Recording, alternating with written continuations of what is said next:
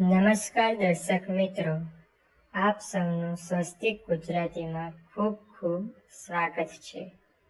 આજે આપણે સાંભળીએ વૈભવ લક્ષ્મી વ્રતની કથા વિશે. મોહમયી મુંબઈ નગરી, ચોમેર પૈસાની રેલમછેલ, ધમાલ્યું જીવન, જ્યાં લોકોની નજરમાં આકાશમાં ઝળહળતા તારલા સુધી તો જતી હતી, પરંતુ પાડોશમાં રહેતા કોઈ દુખિયાના આંસુ તરફ મંડાતી નહોતી. દારૂ, જુગાર, સટ્ટો, વ્યભિચાર, ચોરી અને ભોગવિલાસ જેવી કેટલીય કુટેવો અહીં પાંગરેલી હતી. આવા વાતાવરણમાં ધાર્મિક વૃત્તિવાળા જૂજ રહી જવા પામ્યા હતા. આવા જૂજ માનવોમાં એક દંપતી હતું, રાધા અને તેનો પતિ યશોધર. રાધા નાનપણથી જ ધાર્મિક વૃત્તિવાળી હતી. ગામડામાં ઉછરેલી એટલે સુશીલ અને સંસ્કારી પણ હતી. નાની હતી ત્યારથી જ તે નિત્ય ગામમાં આવેલા લક્ષ્મીજીના મંદિરે દર્શન કરવા જતી અને તેની ભક્તિના પ્રતાપે જ મા લક્ષ્મીએ તેને એવો વર આપ્યો હતો જે લાખોમાં એક હતો. સુશીલ, સંસ્કારી અને ધનવાન. યશોધર તેના પિતાનો એકમાત્ર દીકરો હતો. લાખોની મિલકત પણ હતી. ધંધો રોજગાર પણ ધમધોકાર ચાલતો હતો. યશોધર રાધાને પરણીને મુંબઈ લઈ આવ્યો. રાધા અહીં પણ નિત્ય લક્ષ્મીજીના મંદિરે જતી, પોતાના અને પોતાના પતિ માટે સુખ સાહેબીની પ્રાર્થનાઓ કરતી. યશોધર પણ રાધા જેવી ગુણવાન પત્ની મેળવીને ખૂબ પ્રસન્ન હતો. થોડાક દિવસો પછી રાધાના સસરાનું દુઃખદ અવસાન થયું. ફેક્ટરી અને ધંધાની સમગ્ર જવાબદારી યશોધર પર આવી પડી. એણે સહેજે ગભરાયા વિના નિપુણતાથી પોતાની ઉપર આવેલી જવાબદારી ઉપાડી લીધી. હવે તેને ધંધાર્થે નવા નવા લોકો સાથે મળવાનું થયું. નવી મિત્રતા, નવા સંબંધો બંધાયા અને તે દિવસોથી જ રાધાના ઉલ્લાસમય જીવનમાં દારૂ, જુગારરૂપી વાવાઝોડું પણ ફૂંકાયું. યશોધર ધીમે ધીમે ઘરે મોડો આવવા લાગ્યો અને જ્યારે આવતો ત્યારે નશામાં ધૂત બનીને આવતો અને સંસ્કારી રાધાને અપશબ્દો બોલી તેનું અપમાન કરતો. રાધા મૂંગા મોંએ બધું સહન કરી મનોમન રડી લેતી. હવે યશોધર 2-3 દિવસ બાદ ઘરે આવવા લાગ્યો. જુગાર અને રેસમાં હારીને આવતો અને તેનો ગુસ્સો બિચારી રાધા ઉપર ઠાલવતો. વિના વાંકે તેને જુડી નાખતો. યશોધરને મિત્રો પણ એવા જ મળ્યા હતા. તેઓ તેના પૈસે તાગડધીન્ના કરતા હતા. એ લોકોની ભ્રામક વાતોમાં સપડાઈ પાણીની જેમ પૈસા વહેવડાવતો હતો. છેવટે આ બધાનું પરિણામ એ આવ્યું કે યશોધર દેવાદાર બની ગયો. દેવું ભરપાઈ કરવા તેણે ફેક્ટરી વેચી દીધી.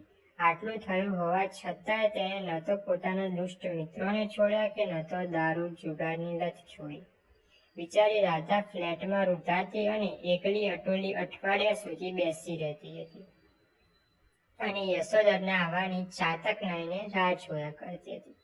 પરંતુ યશોધર તો દારૂના ઘેનમાં મસ્ત બની દાવ ઉપર દાવ લગાવી જતો હતો. અંતે ધીમે ધીમે પૈસા ખલાસ થઈ ગયા.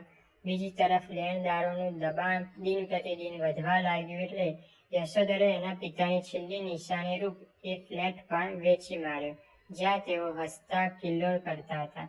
હવે બંને રખડવા લાગ્યા. યશોધરના મિત્રો પણ દેખાતા ન હતા, કારણ કે તે હવે લુખ્ખો બની ગયો હતો. એમાં એક ઝૂંપડી રહેવા મળી ગઈ. યશોધર કોઈ જ હુનર જાણતો ન હતો એટલે રાધાને હુકમ કર્યો કે લોકોનું વાસી કાઢવા, પાણી ભરવા અને કપડાં ધોવા જા. પતિના મારથી બચવા તેણે મૂંગા મોંએ 2-3 જગ્યાએ આ કામ પણ શોધી લીધું. ત્યાંથી ખાવાનું લાવી યશોધરનું પેટ ભરતી.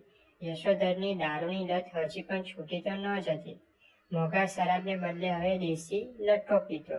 સાંજ પડે રાધા પાસે પીવા માટે પૈસા માંગતો અને જો તે આનાકાની કરતી એટલે ઢોરની જેમ માર મારતો. એક દિવસ રાધા પોતાના કામકાજથી પરવારી થાકીને પોતાના ઘરમાં સૂતી હતી. યશોધર બહાર ગયો હતો એટલે રાધાએ બહારથી લાવેલ ભોજન એક બાજુ મૂકી દીધું હતું. તેણે વિચાર્યું હતું કે યશોધર ખાઈ લેશે, પછી જે વધશે તે પોતે પણ ખાઈ લેશે. આમ વિચારતી હતી ત્યાં જ ઘરનું બારણું કોઈએ ખખડાવ્યું. તે ઊભી થઈ અને બારણું ખોલ્યું અને તે સાથે જ અચંબો પામી ગઈ. સામે ભગવા વસ્ત્રો ધારણ કરેલ અતિ પ્રભાવશાળી એક સ્ત્રી ઊભી હતી. તેના ચહેરા પર જાણે પ્રકાશ પુંજ રેલાતો હતો. આંખોમાંથી અપાર પ્રેમનું અમૃત ઝરતું હતું. મુખ મૃદા એટલી તો તેજસ્વી હતી જાણે સૌમ્યતાની મૂર્તિ હોય. રાધાને એવું લાગ્યું કે આ સ્ત્રીને તે પોતે ઓળખે છે, તેને ક્યાંક જોઈ છે, પણ ક્યાંય એ યાદ આવતું ન હતું. મને અંદર આવવાનું નહીં કહે, તે સ્ત્રીએ મધુર સ્મિત રેલાવીને મૃદુ સ્વરે કહ્યું. રાધાએ તરત જ તે અજાણી સ્ત્રીને અંદર બોલાવી અને કંતાનના એક ટુકડા ઉપર બેસાડી. મારી ઓળખાણ પડે છે? તે ફરી બોલી. ના, પરંતુ લાગે છે જાણે મેં તમને ક્યાંક જોયા છે ખરા, રાધા બોલી. બેન, તારી યાદશક્તિ ઘણી જ નબળી છે. તું દર શુક્રવારે લક્ષ્મીજીના મંદિર આવતી હતી અને મારા ભિક્ષા પાત્રમાં 1 રૂપિયો નાખતી હતી. ઘણા દિવસોથી તને જોઈ નહીં એટલે તારી સાથે જે સ્ત્રી આવતી હતી તેને મેં પૂછ્યું, એટલે એણે તારી આખી હકીકત મને જણાવી, એટલે હું તને મળવા આવી છું. સ્ત્રીના મુખે સ્નેહલ વાણી સાંભળી રાધાની આંખોમાં આંસુ છલકાઈ આવ્યા અને પછી તે ધ્રુસકે ને ધ્રુસકે રડી પડી. પેલી સ્ત્રીએ રાધાને સાંત્વન આપ્યું, પ્રેમથી હાથ ફેરવ્યો અને કહ્યું, બેન, આમ વિલાપ કરવાથી કશું જ વળવાનું નથી. દિવસ રાતની જેમ સુખ અને દુઃખ તો આવતા જ રહે છે. હિંમત રાખ, ભગવાન બધું સારું કરશે. ત્યારબાદ રાધાએ પોતાના સંસારની આખી વાત શરૂથી અંત સુધી કહી. આખી કથની સાંભળ્યા પછી પેલી સ્ત્રીએ કહ્યું, બસ આટલેથી જ ગભરાઈ ગઈ? અરે ગાંડી, ભગવાન પોતાના ભક્તોની અગ્નિ પરીક્ષા કરવા જ માટે આવા સંકટો આપે છે. આ પ્રકારના દુઃખોથી હતાશ થવાને બદલે બમણી શ્રદ્ધાથી ભગવાનની ભક્તિ કરવી જોઈએ. તમારી આ દશામાં કદાચ તમારા કર્મો પણ જવાબદાર હોઈ શકે. તું તો લક્ષ્મી માતાજીની ભક્ત છે. માં લક્ષ્મી દયાવાન છે. એ કદીએ પોતાના ભક્તોને વિસરી જતા નથી. બેન, દુઃખ ખંખેરી નાખ અને માતા વૈભવ લક્ષ્મીનું વ્રત કર. તારું કાર્ય ફતે થશે જ. માં વૈભવ લક્ષ્મીનું વ્રત કેવું હોય છે, મને સમજાવો ને, રાધાએ જિજ્ઞાસાપૂર્વક પૂછ્યું. આ વ્રત સાવ સાદું અને ખર્ચ વિનાનું હોય છે. આને વૈભવ લક્ષ્મી વ્રત કહેવાય છે. આ વ્રત કરનારના પ્રત્યેક મનોરથો માં લક્ષ્મીજી પાર પાડે છે. આ વ્રત દર શુક્રવારે કરવામાં આવે છે. જેને વ્રત કરવાની ઈચ્છા હોય તેણે સ્નાન કરી સ્વચ્છ વસ્ત્રો પહેરવા અને મનમાં જ જય માં વૈભવ લક્ષ્મીજી, જય માં વૈભવ લક્ષ્મીજી એવો જાપ કરવો. સાંજે દીવાબત્તીના સમય હાથ પગ ધોઈ પૂર્વ દિશા તરફ એક પાટલો ઢાળી તેની ઉપર લાલ કપડું પાથરવું. લાલ કપડું ન હોય તો સ્વચ્છ કપડું પાથરવું. પાટલા ઉપર નાની સરખી ચોખાની ઢગલી કરી તેની ઉપર પાણી ભરેલો કળશિયો કે લોટો મૂકવો. તેની ઉપર એક નાની વાટકીમાં સોનાનું ઘરેણું મૂકવું. સોનાનું ન હોય તો ચાંદીનું મૂકવું. એ પણ ન હોય તો રોકડો રૂપિયો પણ મૂકવો. ત્યારબાદ અગરબત્તી સળગાવી, શક્ય હોય તો ઘીનો દીવો પણ કરવો. માતા વૈભવ લક્ષ્મી શ્રી યંત્રથી પ્રસન્ન થાય છે. તેના દર્શન કરવા અને આસ્કા લેવી. ત્યારબાદ લક્ષ્મી સ્તવન શ્લોકનો પાઠ કરો. આટલું કર્યા બાદ વાટકીમાં મૂકેલ ઘરેણા કે રૂપિયાને કંકુ, હળદર, ચોખા અને લાલ ફૂલ ચડાવીને પૂજા કરવી.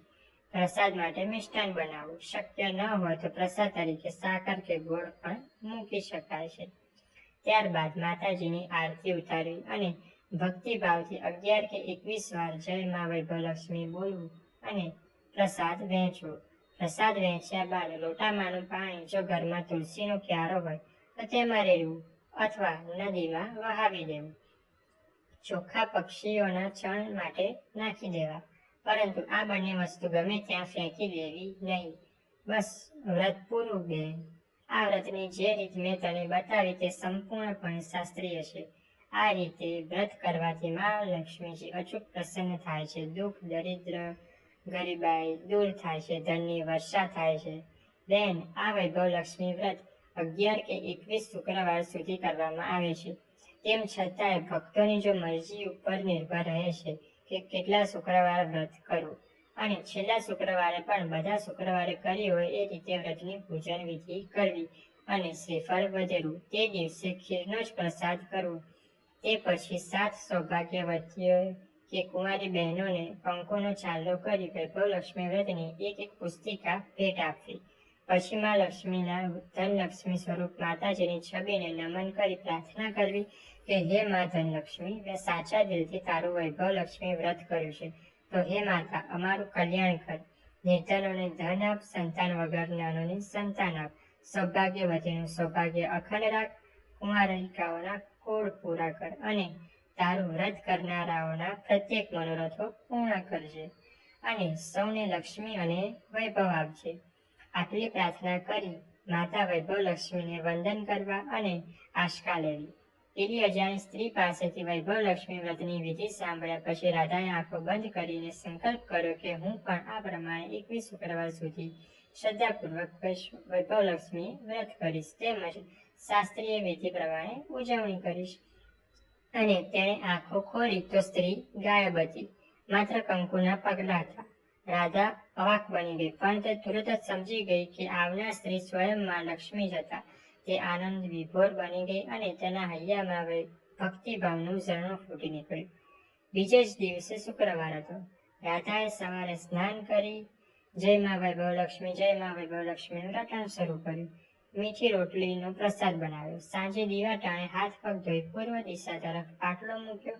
એ જ દિશા તરફ મોં કરીને બેસી ગઈ. ઘરના ઘરેણાં વેચાઈ ગયા હતા, એટલે પેટીમાં સાચવી રાખેલ તૂટેલી નથ કાઢી તેણે ધોઈ વાટકી ઉપર મૂકી. તાંબાનું પાણી ભરેલો લોટો તેની ઉપર મૂક્યો. તેના ઉપર નથ વાળી વાટકી મૂકી અને લક્ષ્મીજીએ બતાવેલ વિધિ અનુસાર વૈભવલક્ષ્મી વ્રત શરૂ કર્યું. પૂજા કરી અને મીઠી રોટલીઓનો પ્રસાદ ચડાવ્યો. રાતના જ્યારે યશોધર ઘરે આવ્યો ત્યારે રાધાએ તેને પ્રસાદ ખવડાવ્યો. પ્રસાદ ખાતા જ તેનો સ્વભાવ બદલાયેલો લાગ્યો. એ દિવસે તેણે રાધાને ન તો મારઝૂડ કરી કે ન તો ધમકાવી. રાધા સમજી ગઈ કે પ્રથમ દિવસે જ માતાએ પોતાનો પરચો બતાવ્યો છે. રાધાએ પતિને પૂછ્યું, આજે તમે દારૂ પીધા વિના જ આવ્યા? આપનો પ્રવાહ ક્યાં વાળી આવ્યા? પતિએ કહ્યું, હવે એની જરૂર પણ નથી. મને એક બિહામનું સપન આવ્યું હતું. મેં જોયું કે એક શેષ નાગ ક્યાંકથી મારી સામે ઘસી આવ્યો. પછી તેણે મારા શરીર ફરતે ભરડો લીધો. હું ચીસો પાડવા લાગ્યો. અચાનક શેષ નાગને માથે એક વૈભવશાળી સ્ત્રી પ્રગટ થઈ. એણે ક્રોધાયમાન થઈ મને કહ્યું, આ તારા કુકર્મો છે? હજી પણ સમય છે. બોલી રાતો છોડી દે, સુધરી જા, નહીંતર જે રીતે બલીની આગ ઈમાનદારીની મૂડીને ભસ્મીભૂત કરી નાખે છે, તેમ હું પણ તને નરકની સળગતી ભઠ્ઠીમાં હોમી દઈશ. આટલું બોલી કોપાયમાન દેવી અદ્રશ્ય થઈ ગયા. તે સાથે શેષનાગ પણ ગાયબ થઈ ગયો. બસ તે પછી મારી આંખ ઉઘડી ગઈ. મને તરત સમજાયું કે હું વ્યસનોના પડછાયા પાછળ ગાઢો ઘેરો બની ગયો હતો અને એ આનંદ સાચો આનંદ ન હતો, પરંતુ એ આનંદ કેવળ નકલી, છેતરનારો અને નુકસાનકારક હતો. રાધા, મને માફ કરજે, ક્ષમા કરજે.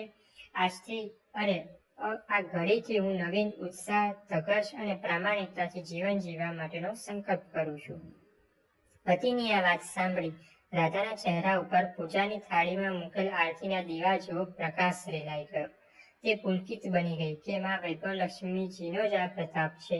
અને યશોધરે સખત પરિશ્રમ કરવા માંડ્યો. અચાનક એક ધનાઢ્ય વેપારીની નાણાકીય સહાય મળતા નવેસરથી ધંધો શરૂ કર્યો અને દિન પ્રતિદિન પ્રગતિના પંથે પૈસાની રેલમછેલ થવા લાગી. તેણે ફ્લેટ લીધો, તેમાં સજાવટ કરી, નવા ઘરેણાં બનાવ્યા અને થોડાક દિવસો પછી રાધાને રૂપાળો ખોડાનો ખોદનાર પણ મળી ગયો. પાછલા દિવસોમાં અજંપાની યાતનાથી પીડાતા બે હૃદયોને અંતરની ઔષધિ મળી ગઈ અને તે ઔષધિ હતી માં વૈભવલક્ષ્મીની અસીમ કૃપા, શ્રદ્ધાનું ભમરાટ અને પ્રેરણાનું પ્રતિબિંબ. રાધાએ ભક્તિભાવથી 21 શુક્રવાર સુધી વૈભવલક્ષ્મી વ્રત કર્યું. છેલ્લા શુક્રવારે ઉજવણી કરી. હાજર રહેલ સ્ત્રીઓને વૈભવલક્ષ્મી વ્રતની એક પુસ્તિકા ભેટ આપી. ત્યારબાદ માતાજીના સ્વરૂપે ધનલક્ષ્મી માની છબીને વંદન કરી પ્રાર્થના કરી કે હે માં ધનલક્ષ્મી, મેં શાસ્ત્રીય વિધિ પ્રમાણે તમારું વ્રત પૂરું કર્યું છે. માં, અમારું કલ્યાણ કરજો, અમારી ઉપર અમી નજર રાખજો, કૃપા વરસાવજો. નિર્ધનને ત્યાં નિવાસ કરી તેમની ગરીબાઈ ટાળજો. સંતાન વિહાણોને સંતાન આપજો, એમને જનિતાનું બિરુદ પ્રદાન કરજો. અને હે દયાળુ માં, સૌભાગ્યવતીઓના સૌભાગ્ય અખંડ રાખજો અને કુંવારિકાઓના કોળ પૂરજો. આ વ્રત કરનાર સૌ કોઈનું કલ્યાણ કરી એમને સુખી કરજો. આટલું કહી તેણે અતિ ભક્તિભાવથી માતાજીની ધનલક્ષ્મી સ્વરૂપ છબીને વંદના કરી અને આસ્કા લીધી રાધાની સુખદ સ્થિતિ જોઈ પાડોશી બહેનોએ પણ શાસ્ત્રીય વિધિ અનુસાર વૈભવલક્ષ્મી વ્રત કરવાનો સંકલ્પ કર્યો અને રાધાએ એ દરેકને વ્રત કેવી રીતે કરવું તેની સાચી દોરવણી પણ આપી. હે માં વૈભવલક્ષ્મી, સૌના મનના મનોરથ પૂરા કરજો. જે રીતે રાધાને ઘરે પધારી તેની ઉપર કૃપા દ્રષ્ટિ કરી તે રીતે બધાને ઘેર પધારી સુખ શાંતિ આપજો. જય માં વૈભવલક્ષ્મી, જય માં વૈભવલક્ષ્મી.